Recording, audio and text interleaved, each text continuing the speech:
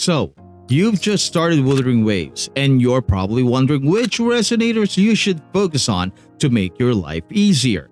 The game throws a ton of characters your way, but not all of them are built to carry you through the early grind and late game chaos. That's why today I'm breaking down the 6 resonators that will absolutely transform your experience. Some of them are free, some are banner pulls, but all of them are worth your investment with massive returns if you want smooth progression and strong teams without wasting time.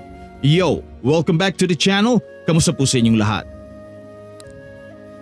It felt like only yesterday when we had a sad low pool of 6 standard banner choices. And now, somehow, we've ballooned to a 30-strong roster. More than half of them are limited units that basically screams at you to hand over your asteroids like it's a protection racket. Luckily, my description links will bail you out with an extra 10% off discount through Loot Bar.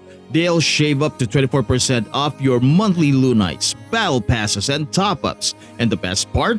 With their DIY mobile top-up, you don't have to hand over your password to these amazing discounts. It's cheaper, it's safer, and you even get an agent babysitting the process like you're some kind of royalty.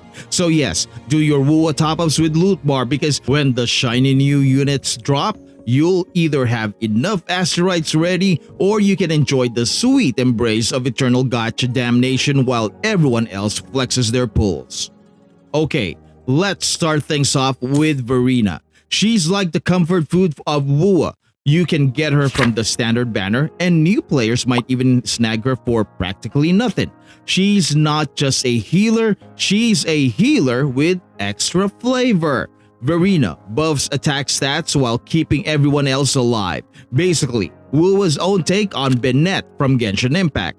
She doesn't have complicated mechanics, her healing is straightforward, and her attack buff is as easy as pressing her liberation skill and stepping aside. She doesn't overcomplicate things either, and that makes her invaluable when you're still learning the ropes. Next, we have the Shorekeeper.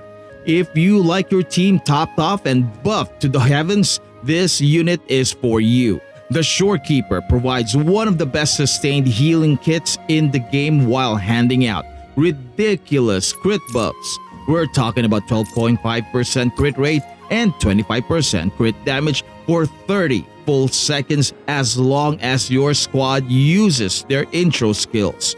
Sounds busted, right? But there's a catch. To really maximize Shorekeeper, you'll need to reach 230% energy regen. That can be tricky, but with the right gear, it's totally achievable. Just don't expect her to be a damage machine. Outside of her intro skill crit, her personal damage is more of a polite tap than a punch. Still, the crit buffs and sustain she offers are too good to ignore. Third on the list is Carlotta, and oh boy, this one is a blessing for new players. Carlotta is what you'd call plug and play DPS. She's smooth, fun, and very forgiving. Perfect for anyone still figuring out how WUA's combat flows. She can pump out a ton of damage despite her simple rotation, which makes her one of the most beginner-friendly carries in the entire roster. Plus, she brings utility with her freezing ability, which can stop enemies cold for a few seconds, literally giving you breathing room in the heat of battle.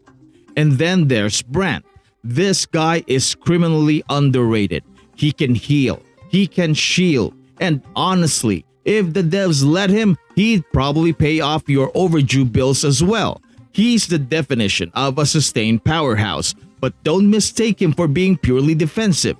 Brant has a hidden ace up his sleeve, a devastating nuke in his forte, boosted by his personal attack buff scaling with energy regen. The challenge? He needs a whopping 250% energy regen to unleash his full potential. If you thought Shorekeeper's requirement was tough, Brant takes it even further. But when you get him there, he's one of the most satisfying resonators to play, blending defense and explosive offense seamlessly. Fifth on this list is Frolova. And if you've ever wished for a resonator who brings crowd control and damage in one neat package, she's your girl. Her unique energy mechanics make her stand out, and she's incredible at pulling enemies together for devastating combos. As a sub DPS, she shines by setting up plays for your main damage dealer while letting her buddy Hecate rain down coordinated pain. With Frolova on your side, all you really need now is a strong DPS to tag in while she keeps enemies locked and controlled. She's fun, effective, and undeniably powerful. And finally, we arrive at Yuno, the new queen of Arrow. This resonator defies labels. Is she a sub DPS? Is she a main DPS? The answer is both. She can fit into either role, dealing massive damage while also healing your team. Her forte circuit can top up everyone's health bar in an instant, and her animations make you feel like you're piloting an aerial ace. She flies across the battlefield gracefully, dealing massive damage and healing all at the same time, making her one of the most versatile and satisfying units to own. Even your grandma would feel rejuvenated just watching her play. So, those are the 6 resonators that will, in my opinion, give you the biggest bang for your buck as a player starting out in Wuthering Waves. You have Verena, Shorekeeper, Carlotta, Brant, Frolova, and Yuno. Cover all your bases: healing, buffing, shielding, damage, and crowd control. Together, they make your team feel complete no matter what content the game throws at you. If you want to avoid regrets and wasted investments early, start with these 6 and build your team around them. They are relatively easy to use and will help you navigate the skill development needed before taking on more complex kits. But now, I want to hear from you. If you had to pick just one resonator to start your WoW journey, who would it be and why? The funny thing is, a lot of these units actually play nice together. Carlotta and Brant slide easily alongside Sanwa or the Shorekeeper. Brant, Frolova, and Shorekeeper or even Verena can hold hands without complaining.